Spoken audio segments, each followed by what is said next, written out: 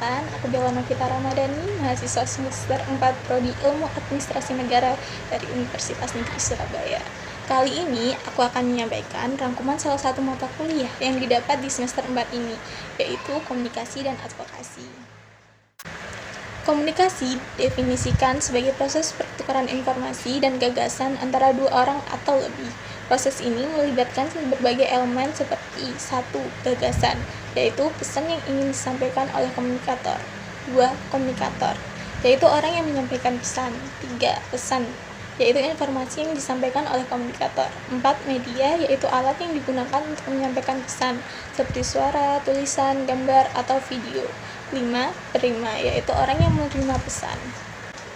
Proses komunikasi yang efektif akan terhambat oleh berbagai faktor seperti gangguan fisik, gangguan psikologis, gangguan semantik, dan gangguan media.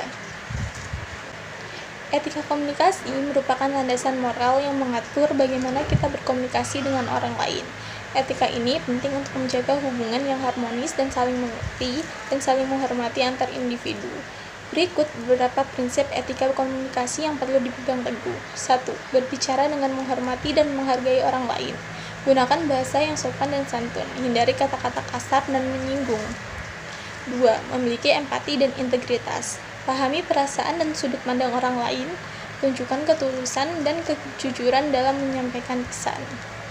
3. Menghormati privasi lawan bicara. Jangan membicarakan privasi orang lain tanpa persetujuan. Jaga kerahasiaan informasi yang bersifat rahasia.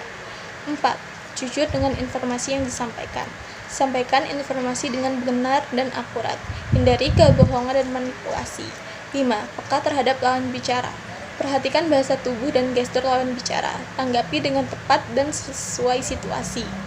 6. Jangan memotong pembicaraan orang. Berikan kesempatan kepada orang lain untuk berbicara dan menyampaikan pendapatnya. 7. Bertanggung jawab atas ucapan yang disampaikan. Pertimbangkan konsekuensi dari kata-kata yang diucapkan. Siap sedia untuk meminta maaf jika terjadi kesalahpahaman. Di era digital yang penuh informasi ini, kemampuan berkomunikasi publik menjadi semakin penting. Komunikasi publik merupakan proses penyampaian informasi dan gagasan kepada khalayak ramai dengan tujuan untuk mencapai efek tertentu, seperti memberikan informasi, menyampaikan informasi yang akurat dan bermanfaat kepada masyarakat, meningkatkan kesadaran, meningkatkan pemahaman masyarakat tentang sesuatu isu atau masalah, membujuk, mendorong masyarakat untuk mengambil tindakan atau mendukung suatu ide, mengubah perilaku, mendorong masyarakat untuk mengubah perilakunya ke arah yang lebih positif. Komunikasi publik dapat dilakukan dengan berbagai teknik antara lain 1. Pidato, yaitu menyampaikan pidato di depan audiens yang besar. 2. Presentasi, menyampaikan presentasi menggunakan PowerPoint atau alat bantu visual lainnya. 3. Pembicaraan publik, berbicara di depan audiens yang lebih kecil dan informal. 4. Wawancara, diwawancarai oleh media massa atau public figure. 5. Menulis artikel, blog, atau opini di media massa. 6. Media sosial, menggunakan media sosial untuk menyebarkan informasi dan berinteraksi dengan audiens. Di era digital, komunikasi yang efektif dan asertif menjadi semakin penting. Komunikasi efektif memungkinkan kita menyampaikan pesan dengan jelas dan mencapai tujuan komunikasi dengan baik.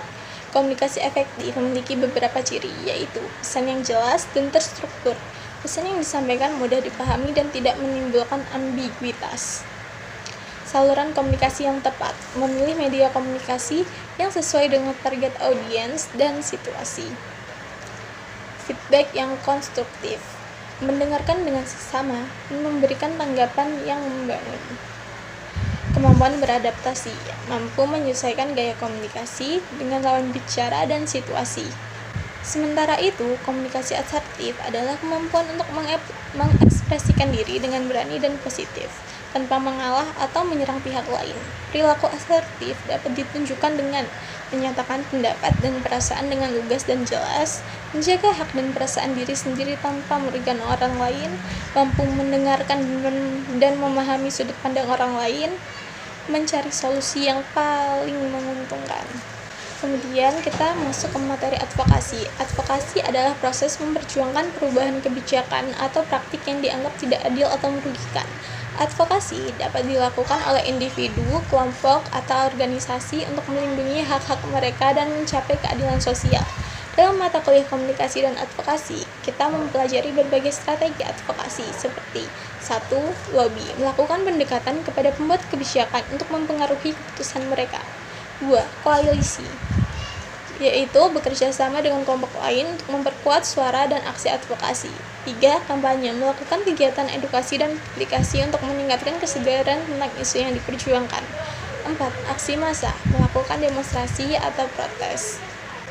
Kurang lebihnya seperti itu gambaran dari mata kuliah komunikasi dan advokasi di Prodi Ilmu Administrasi Negara. Mohon maaf bila ada salah-salah kata. Terima kasih untuk yang sudah menonton.